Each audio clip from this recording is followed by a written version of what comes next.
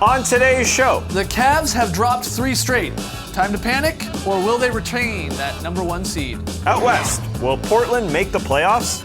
And are the Thunder better when Russell Westbrook shoots less? And it's time for another block party as we count down the top 10 plays of the week. It's Friday, March 10th. The starter starts now.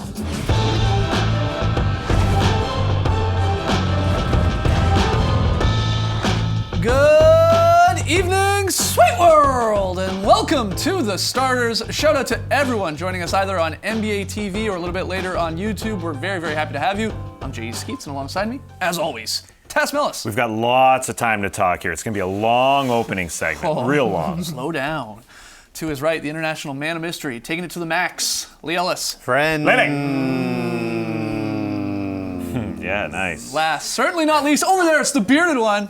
It's Trey Kirby. Hey, oh. Hey, yo! And Sound other like the letters. Fonz. TK, what's up? I'm here at the internet looking for your best tweets at hashtag the starters. And guys, we've seen a lot of sideline snackers here over the years, but last night the Phoenix Suns took in-game dining to another level when their bench was spotted passing a little bowl filled with a bunch of various gums back and forth. Hey, there's never a bad time for some chew, no matter if you're a juicy fruit fella or a double bubble bro.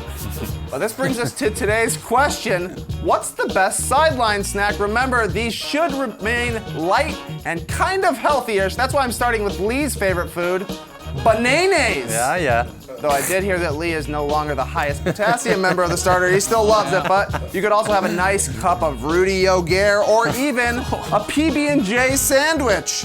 But we want to hear from you, so let us know on Twitter. What's the best sideline snack? Send us your best tweets to hashtag the starters. We'll hear from you a little bit later. All right, get those tweets in. Fun Friday show. TAS Awards, the dishonor for worst of the week, and we got the top 10 plays from the past 7 days. But, guys, first, in an unprecedented starters move, we're running back. Lock it in. We did it yesterday. We had a blast. We're doing it again. Trey's going to hit us with some new bold predictions, and we'll debate the likelihood of each one coming true. And if he's 100% convinced, he'll lock it in with the press of that button. If not, it's on to the next one. That's right. But following last night's loss to the Pistons, the Cleveland Cavaliers have lost 3 straight games, moving them to just 3-5 since the All-Star break, and just 2 games ahead of the Celtics for first in the East. Kevin Love is still out, but they've still got LeBron. So maybe the Cavs will retain the number 1 seed. Should I lock it in? What do you think? The Cavs are retaining that number 1 seed. The rest of the East had their shot. The Cavs have struggled for a long time. point. They've lost 3 in a row. I think LeBron's going to want to right the ship before the postseason. So I don't think they necessarily care about the number 1 seed, but they care about the way they're playing.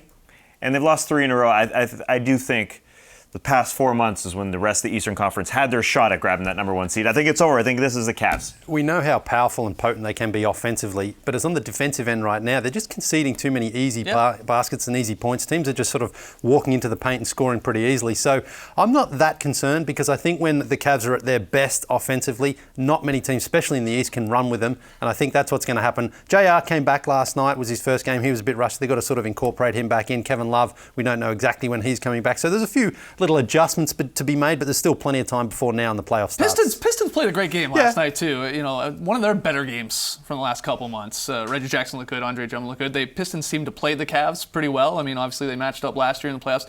Didn't win a game, but some close games. I'm with you guys though. In fact, I would take that button and just throw it out with this because ultimately it really doesn't matter. LeBron's had the number 1 seed 4 times in his career. So many other times where he was coming in as the number 2 seed.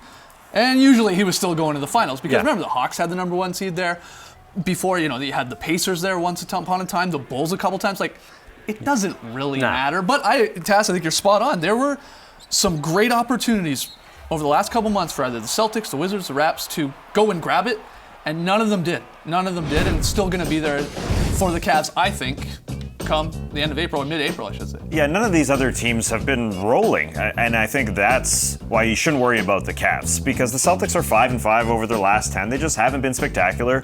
The Wizards, have gone on a bit of a streak, but yeah, the Wizards are the hottest team of the bunch. Both of those teams have beaten the Cavaliers too, we should point out, and they still haven't really been able to get right up in the Cavs' face and overtake them for that number 1 spot. But I think it's the defensive end right now. They're just a little bit loose. They're going to tighten that up. Yeah, I compare it to the Lakers three-peat where they just relaxed in the regular season defensively, and then they turned it on when they want to. I think the worry for the Cavs is implementing. You mentioned J.R. Smith and then Kevin Love. Yeah, obviously they've been there, done that, but you got to implement them with new rotation guys that they've never played Right, with before. You know, in Darren Williams and Derek Williams and Kyle Korver. So that makes it a little bit different. But again, it's a little too late. And to counter something you said, though, them relaxing, that's sort of the ironic part about this. LeBron isn't relaxing. He's playing a whole lot of minutes. That's a problem. And we will see whether that comes back to haunt the Cavs and him not being able to play less minutes and to take some games off. And I know they throw him in every once in a while, but he's played a lot of minutes for a guy in his 14th season. Yeah, here. you know in round 1 or round 2, if they have a bad game or LeBron has a bad game, we'll be talking about it. LeBron should have got rest. Those legs look heavy from here. That's right. We're saying, though, Cavs will retain the number 1 seed. You can go ahead and lock that in. Go ahead. Oh yeah, I'm gonna lock it in. Wow, that's great. Oh, yeah. Pop lock it in, bro. Pop lock it in. Yeah. Whoa! He's got moves for a big guy, man. Anyways, thanks to a 28-20 night from Yusuf Nurkic, the Blazers beat the 76ers in OT last night, giving them 4 straight wins and moving them just a half game behind the Nuggets for the last playoff spot in the West. There's a whole mess of teams gunning for that number 8 spot, but when it comes to the Blazers making the playoffs, should I lock it in? You can't lock it in just yet. They're playing really well. Nurkic has been a great addition. Bosnian Beast, Yeah, I baby. know. Come on. Fantastic. The biggest thing offensively last night is fantastic. He moves the ball. He's like Marc Gasol there, you know, the big body, great ball, great basketball IQ. He's given them some defensive identity too around the rim. Zach Lowe pointed out today, opponents shoot 47% now around the rim when he's out there. That's really what is the most important thing for Portland, because their defense has been awful, particularly on the perimeter. Guys come in a lot. It's just, they're good, but we need a little bit more time to see if this is just a sort of honeymoon period with Nurkic there, or if this is for real, because I think they're as good as the Nuggets, but I'm not sure they can overtake them and get into that final playoff spot. You could flip-flop on any of these teams from any given day. Flip-flop like the gym shower or something like that. You know, I could talk myself into taking one of the teams, be it the Nuggets or the Blazers or the Wolves or Mavs. The Mavs. Yeah, I mean, you really could, but I'm in on Portland. I am. And I know this is a little 4-game winning streak here. Nurkic, as you see here, has had quite the impact on the squad, both offensively and defensively, as you said, Lee. I just like, when I look at the squads that are trying to get into that 8th seed, they got the 3 best players. Like, they have the best big 3.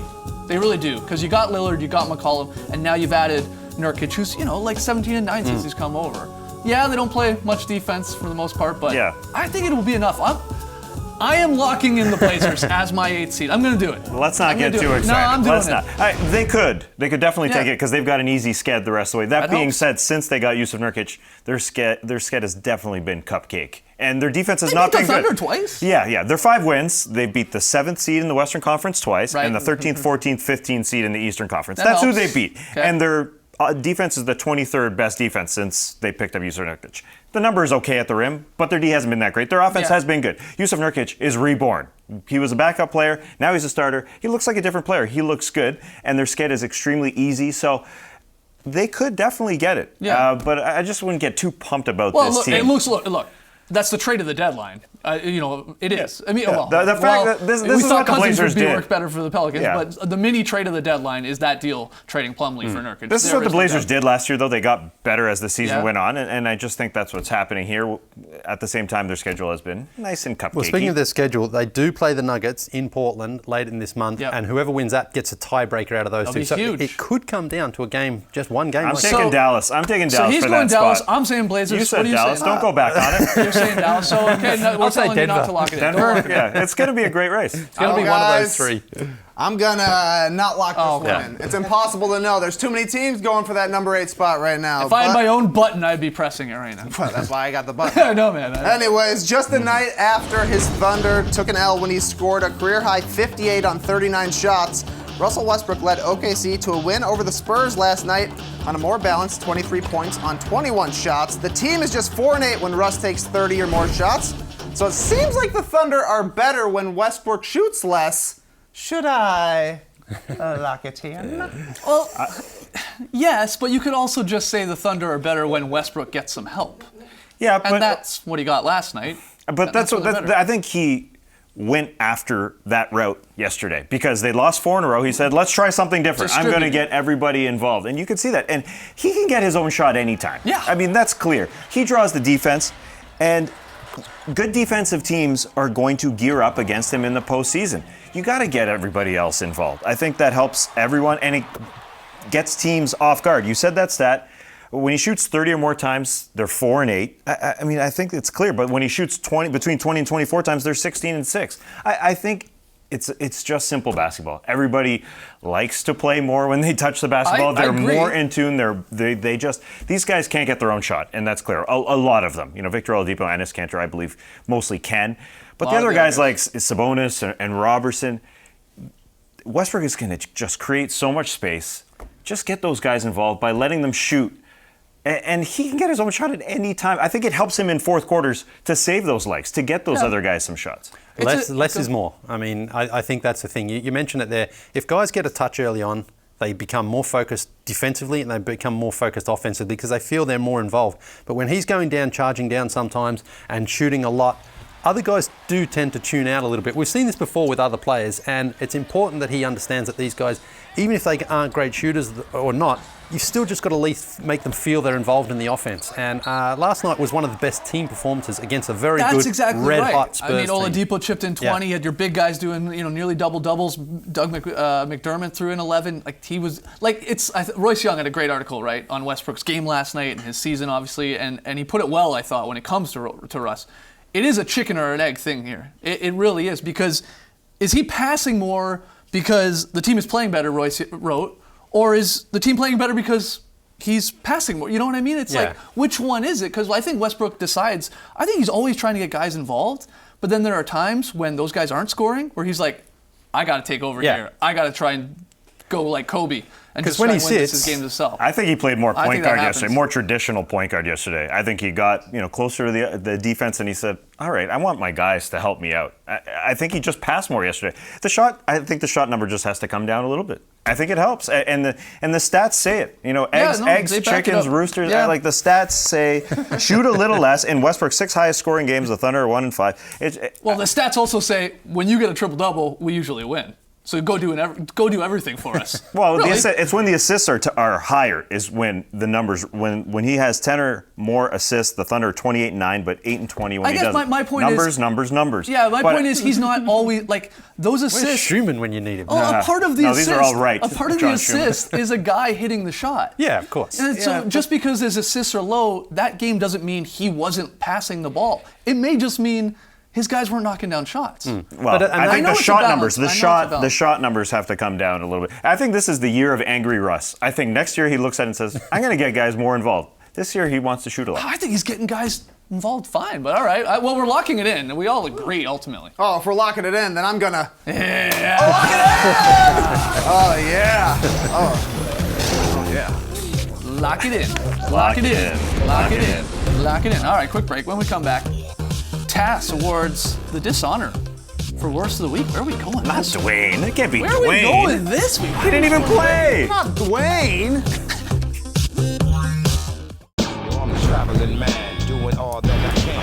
Welcome back to the show. This is the point of the program where we hand out the dishonor to someone in the NBA family that has done wrong in the eyes of the starters. It's time for Worst of the Week. Ladies and gentlemen, the Worst of the Week.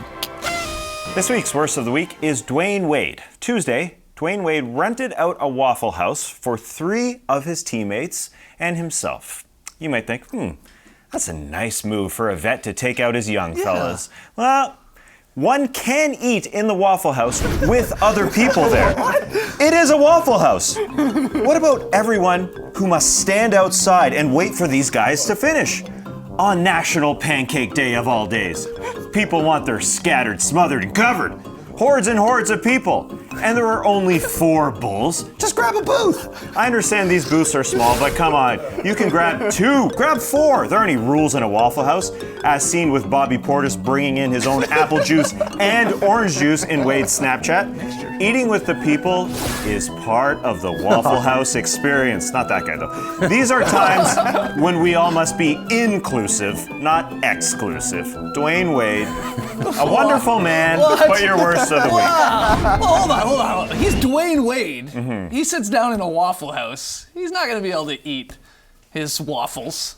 He's going to be bombarded with people coming up asking for autographs. I thought about that too, Skeets, Right. but he can wear a little ski hat, the sunglasses. No one knows who he is. He's going to wear a fake mustache to go Yeah, get a waffle. he'd be What fine. happens if he's in Atlanta one time and he invites us to the Waffle House? Rent it out, baby. You Dwayne might Wade, not get an invite. Searching. Dwayne Wade, your best of the week. Great move. I flip-flop. Actually, from the worst week to the best of the week, here is Grizzlies head coach David Fizdale when asked about lineup changes this week.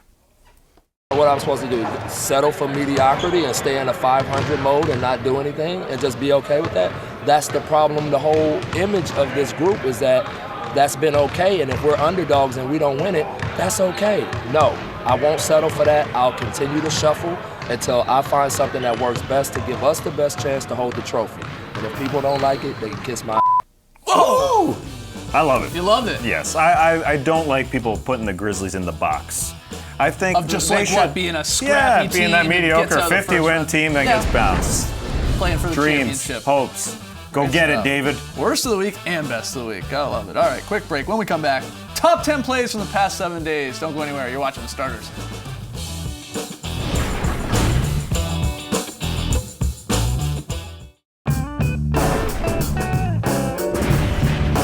We asked you guys, what's the best sideline snack? You hit us up on Twitter, hashtag the starters. Trey, you got a few of the best answers. Yeah, we got some food puns over here. This one from Colm Haney, who says Almond Iverson. Nice. Not bad. Mr. Polar says Kevin McHale chips. Nice. High in potassium. And Jobber99 says definitely a Mike Humascala. Humascala. Yeah, not easy to say. Yeah, you gotta hit that H hard, I've learned from Matt Austin. All right, great stuff. Well, guys, it's Friday, which means it's time for the starters to count down the top 10 plays from the past 7 days. At number 10, watch the big cat at the bottom of your screen. And he flies from the putback down. Yeah. Catmandu. Oh, Catmandu, Haven't Lee. had him for a while. Haven't had the Catmandu call. Look at that. Nice. Dunking on his own guy. At number 9, 2 dunks from the Knicks Magic game. Mindaugas Kuzminskis. A biggie on Mindog. Jeff Green. Just got it up there real quick. Nice. And the other side, Bismack Biyombo. Oh, just Kristaps. through the unicorn. This is Bismack's dunk. The two-hander. Oh, yeah. Great stuff at number 8. Stick with the dunks. It's the Greek Freak with the perfect pump against the Knicks. You like the perfect pump, Lee, when I you're love at that. the gas station? I'm pretty good at the perfect. Yeah, well, watch this. Oh, yeah. Well, that's an evade. Yeah, he's making this look too easy. Giannis, Gas, the Gas Man. I don't know. Number 7, LeBron. A little flair on this jam. Oh, that's old man LeBron. Old school. Old man. What? Both. Who are you calling old? Yeah. I like that Tobias sort of like, it's like, Yeah. nah. I'll get out of there a little bit. Blocks on blocks on blocks at number 6. LeBron, little defense. Get out. Volleyball. Yeah, Be definitely. a good volleyball. outside hitter, I think. Super spike volleyball there. Oh, yeah. We stick with the blocks. Watch this one from Gordon Hayward. The chase down block on James Harden. Oh, yeah. soaring to That's deny that's that one. Tayshaun Prince on Reggie Miller right there. Okay, Look at that. beautiful stuff. And we're not done. Derrick Jones Jr., known for dunking. Also got some D here. Look at this block. Just spikes it Slapped off the it, yeah. backboard and started the fast break the other way. Yeah. They would end with the 3. This one on Thursday night on TNT. Domantas Sabonis on Dwayne Dedmon.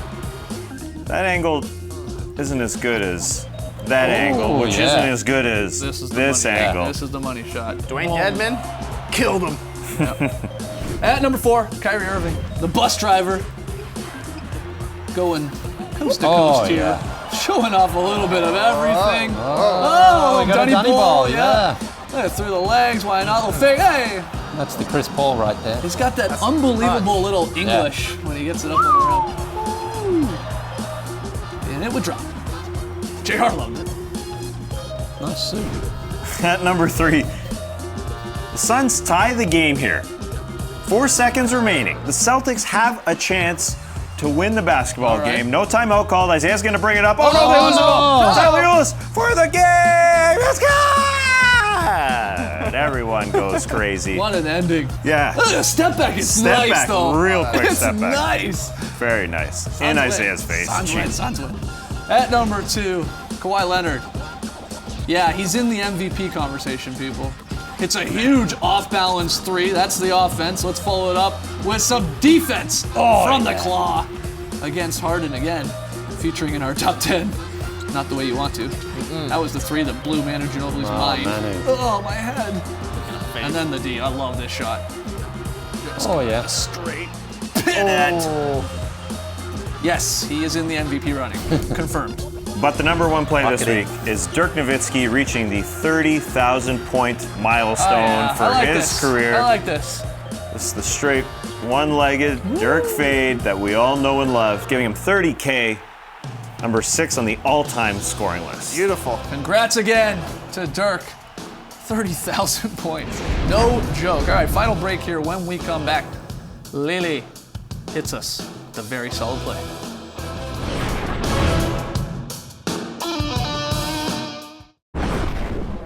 How often do you get a chance to talk to your former players? Well, every morning I come in, the first thing I see is a list of all my players in the league that played the night before, Nice. what their stats are, and if they won Nice. or lost. Somebody did something unique, I'll text them or I'll tweet them. I'll do something. If someone needs a call from me, Michael Kidd called me, wants to talk to me today. I'll reach back to them. They know I'm always here for them, mainly at a distance. But I talk to them. We're always back and forth. That looks nice. 3D TV, Saturday at noon. Tonight's Pick'em play. Oh yeah, it's the Raps and the Hawks. Kaka, we're headed down to the Fortress right after this show. Tass and I will take the Raps. Trey and Lee will take the Hawks. Good luck to everybody. Lee, VSP. We're going to the Grindhouse. Hey, Trey, where's Blake Griffin? Can you see him? Where is he? Can you see him? No one can Where see is him. he? Oh, there he is. Oh, what a pass. That's what I call a very solid play. Excellent stuff. On today's Drop podcast, which is up, we talked potential first-round upsets, potassium, and we came up with some NBA-related Wi-Fi network names. I don't give a crap about renaming my Wi-Fi, but for you, Scotty Diggs, longtime Yeah. TJ/the Starters fan, got you. Victor Ola dial-up. Anybody else? I'll save mine for afterward. I don't want to take all the shine here. How about the Roy Hibbernet? Nice. I love these. Lee? Just the Kawhi-Fi. That's good, man. That's fine. These are great. Kawhi Leonard. Tonight on NBA TV, we got Warriors-Wolves, followed by the Wizards and Kings. Coverage beginning right after the starters. How convenient. How convenient. All right, that's it for us tonight, though. We'll see you guys on Monday at 7 p.m. Eastern. All right, thank you so much for joining us, folks. Enjoy the weekend. And remember, once you lock it in, it can't be unlocked.